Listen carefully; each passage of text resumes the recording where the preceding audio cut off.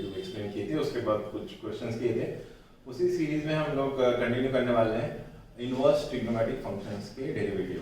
तो inverse trigonometric function मतलब जो ट्रिग्नोमेट्रिक फंक्शंस होते हैं sin x cos x, तो उसका inverse function sin inverse x cos inverse x। तो मैंने पहले से इसमें नोट डाउन करके रखा है, तो हम लोग वन बाय वन देखते हैं। तो फर्स्ट अगर sin इनवर्स x का जो डेरिवेटिव होता है वो होता है 1/√1 माइनस एक्स स्क्वायर, और ये यहाँ पे एक रेंज दी जाती है, तो मैं इसके बारे में थोड़ा बता देता हूँ।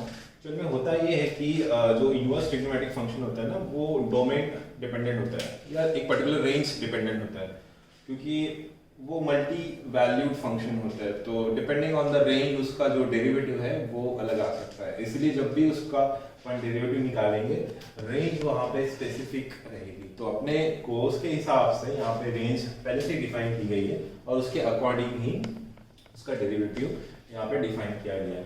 तो sin इनवर्स x का डेरिवेटिव होता है 1/√1 माइनस एक्स स्क्वायर, और यहाँ पे जो x है वो डिफाइंड रहेगा -0.2 प्लस 1, और -1 और 1 यहाँ पे इंक्लूडेड रहेगा। और ये y क्या है? y is a sin inverse x, इसको कंसीडर किया है, suppose y is a sin inverse x।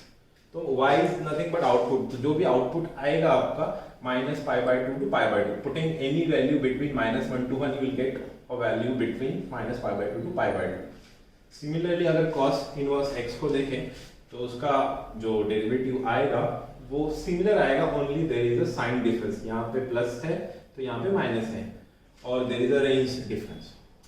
The function is a sign difference, but range अगर आप कंसीडर करेंगे तो x की रेंज तो ओके है -1 to 1, y की रेंज 0 to π रहेगी। अभी एक बार देख लेते हैं कि -1 to 1 ही यहाँ पे क्यों है। ये जो फंक्शन अगर आप देखेंगे 1/√1 माइनस एक्स स्क्वायर, ये जो फंक्शन है इसमें अगर मैं x की जगह पे -1 से 1 इसके अलावा अगर कुछ वैल्यू डालता हूँ, -1 से 1 मतलब ये अगर आपका हॉरिजॉन्टल एक्सिस हो गया, ये 0, ये -1 और ये +1, तो इसके बीच की ही वैल्यू इसमें डालनी है। क्यों डालनी है? अगर इसके अलावा अगर मैं कोई वैल्यू इसमें पुट करूंगा, फॉर एग्जांपल अगर मैंने x की वैल्यू +2 अगर इसमें एंटर की थी, तो 1 - 2 का स्क्वायर दैट इज 1 - 4, 1 - 4 इज -3, तो स्क्वायर रूट ऑफ -3 आ जाएगा, जो कि नॉर्मल में डिफाइन नहीं है, वो एक आयोटा फंक्शन बनता है। तो इसमें वो डिफाइन नहीं होगा क्योंकि that will not be real, that will not be a real function. तो जो भी अपन ये डेरिवेटिव कंसीडर कर रहे हैं वो रियल डोमेन को कंसीडर करके कर रहे हैं, इसीलिए।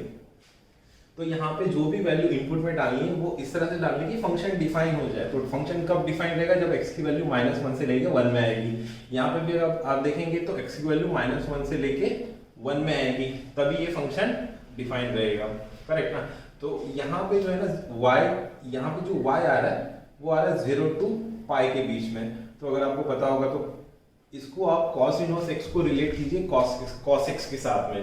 तो cos ऑफ 0 क्या होता है और cos ऑफ पाई क्या होता है? cos ऑफ पाई क्या बनेगा? दिस। cos ऑफ 0 क्या बनेगा? दिस। तो ये रिवर्स क्यों आ रहा है? क्योंकि यहाँ पे माइनस साइन है, तो cos ऑफ, तो माइनस साइन के कारण वो एडजस्ट हो जाएगा, मतलब cos ऑफ 0 इज 1, तो आपकी वैल्यू अकॉर्डिंगली सेट हो जाएगी। cos ऑफ पाई -1, तो ये आपको 0। यहाँ पे अगर देखेंगे तो sine of 1 in the sense sin of π/2 is 1, यहाँ पे कोई भी साइन नहीं है, तो अकॉर्डिंगली स्ट्रेट फॉरवर्ड इसकी वैल्यू आ रही है। यहाँ पे रिवर्स साइन है तो cos ऑफ पाई इज -1, लेकिन माइनस ऑफ माइनस, तो ये वाला रिवर्स में आ गया। sin of π/2 1, sin of -π/2 -1। तो इस तरह से नेक्स्ट फंक्शन आता है tan inverse x। tan x क्या होता है? sin x cos x, लेकिन ये this is a total different relation. इसको अगर रैशनलाइज करेंगे जैसे sin इनवर्स x और cos इनवर्स x को, तो शायद आपको ये फंक्शन मिल जाएगा, आपको ट्राई करना पड़ेगा। इसमें साइन चेंजेस क्या होगा, इसको फिर रैशनलाइज करो, अलजेब्रिक फंक्शन के साथ प्ले करो, मतलब मल्टीप्लाई करो, कैंसिल करो डिनोमिनेटर में, उसको इतना अपन अभी यहाँ पे नहीं लेने वाले। तो tan इनवर्स x जो फंक्शन का डेरिवेटिव यहाँ पे दिया हुआ है that is 1/1 plus x square, वो डिफाइन होता है x for all real values and that output मतलब y is equals to tan inverse x, वो आएगा -π/2 to π/2। इसमें π/2 माइनस और प्लस दोनों इंक्लूड नहीं है। तो ये फॉर ऑल रियल वैल्यू क्यों डिफाइन किया गया है? क्योंकि यहाँ पे आप x की वैल्यू कुछ भी पुट कर सकते हो, तभी भी 1/1 प्लस एक्स स्क्वायर ये डिफाइन हो जाएगा फंक्शन। अगर suppose x equals to -3 put करो या +3 कुछ भी पुट करो तो इसके जगह पे ये फंक्शन डिफाइन होगा। कब डिफाइन नहीं होगा? जब x की वैल्यू सपोज इंफिनिटी को टच कर रही है, सपोज x की जगह पे प्लस इंफिनिटी आपने डाल दिया तो 1/इंफिनिटी इस टाइप से बनेगा। तो 1/इंफिनिटी या फिर x की वैल्यू माइनस भी इंफिनिटी डाल दो प्लस ही इंफिनिटी बनेगी तो 1/इंफिनिटी इस तरह का फॉर्म आता है अगर आप इंफिनिटी पुट करो तो। और आपको पता होगा tan π/2 क्या होता है? tan π/2 मतलब sin π/2 upon cos π/2। sin π/2 तो 1 बना, cos π/2 क्या बना? 0। सो 1/0 इस तरह का फॉर्म आ रहा है जो कि डिफाइन नहीं है। तो इसलिए ये π/2 प्लस वाला भी इसमें इंक्लूड नहीं है, माइनस वाला भी इसमें इंक्लूड नहीं है एक गिवन रेंज पे। तो आप अगर देख सकते हैं ये जो भी रेंज यहाँ पे गिवन है ना वो इस तरह से गिवन है कि ये जो फंक्शन है ये डिफाइन होना चाहिए, करेक्ट ना? तो x की वैल्यू इसको डिफाइन करने के हिसाब से, y की वैल्यू आउटपुट को डिफाइन करने के हिसाब से। तो y की वैल्यू आप देख सकते हो कि जहां पे tan x जहां पे tan x डिफाइन होगा उसी हिसाब से y की वैल्यू है, और जहां पे tan इनवर्स x डिफाइन होना चाहिए मतलब ये जो उसका फंक्शन है वहां पे x की वैल्यू का रेंज गिवन है। उसी तरह से cot इनवर्स x क्या हो जाएगा? Only there is a sign change. और यहाँ पे जैसे मैंने बोला cot x कहाँ पे डिफाइन है उस हिसाब से ये y डिफाइन हो जाएगा, और x belongs to all the real values वो किस हिसाब से डिफाइन हो जाएगा जिस हिसाब से यहाँ पे आप वैल्यू पुट कर सकते हो। यहाँ पे कोई भी वैल्यू आप पुट कर सकते हो तो all real values you can put out here.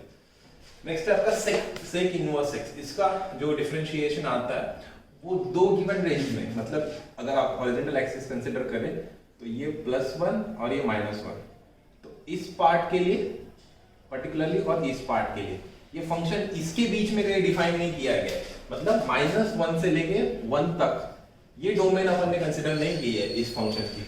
यहाँ पे इसको नहीं डिफाइन किया गया, इसको डिफाइन किया है -1 से लेके ऑल नेगेटिव रियल वैल्यूज +1 से लेके ऑल पॉजिटिव रियल वैल्यूज के लिए। तो positive real values x greater than 1 के लिए फंक्शन बनता है 1/x into square root of x square minus 1, और x less than 1 for all negative values यहाँ पे क्या आ जाएगा? ओनली नेगेटिव साइन आ जाएगा। और जो इसका आउटपुट फंक्शन है दैट इज अगर आप sec x कंसीडर करें, sec इनवर्स x का अगर इनवर्स फंक्शन sec x होगा तो उसका जो डिफाइन किया गया रेंज है वो that is between 0 to π। Same अगर आप देख सकते हैं this is also between 0 to π because cos x is, अगर आप देखते हैं तो sin x और cos x और sec x का रिलेशन क्या है? इनवर्स रिलेशन है, तो उस हिसाब से ये चीज डिफाइन हो जाती है। फॉर एग्जांपल sin x का रिलेशन इनवर्स किसके साथ है? cos x के साथ है।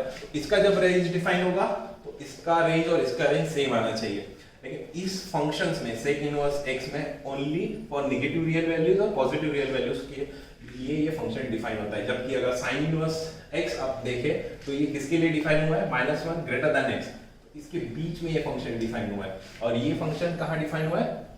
उसको एक्सक्लूड करके कंसीडर। तो सेम तरह से इसको भी आप देखेंगे तो ये भी इसी तरह से डिफाइन होगा cosec इनवर्स x। इसका जो फॉर्म रहेगा वो लगभग सेम है, only there is a sign change, मतलब यहाँ पे x ग्रेटर देन 1 के लिए पॉजिटिव साइन है तो यहाँ पे x ग्रेटर देन 1 के लिए नेगेटिव साइन है। तो इसमें से कोई भी आप एक ध्यान में रख लीजिए तो आपको पता चल जाएगा। और इसका अगर आपको डोमेन कंसीडर करना है कौन से डोमेन में ये डिफाइन किया हुआ है, तो डोमेन आपका जो sin x का जो डोमेन रहेगा वो sin इनवर्स x का जो डोमेन रहेगा वही cosec इनवर्स x का रहेगा, और यहाँ पे cos इनवर्स x का जो डोमेन रहेगा वही sec इनवर्स x का डोमेन रहेगा। तो इस तरह से ये फंक्शन डिफाइन किया गया है। ओके।